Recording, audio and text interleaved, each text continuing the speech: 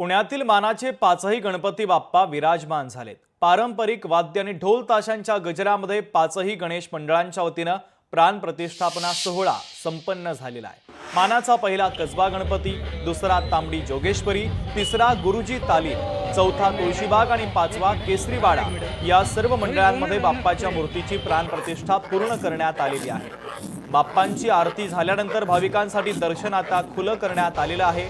पाचही ठिकाणी अतिशय भक्तिमय वातावरण सध्या निर्माण झालेलं आहे।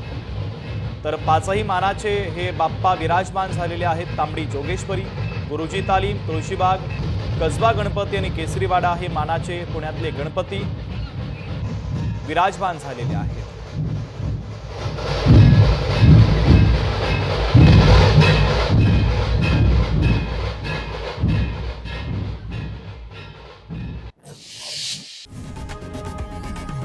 लोकशाही मराठी ऐका, पहा, जागरूक रहा।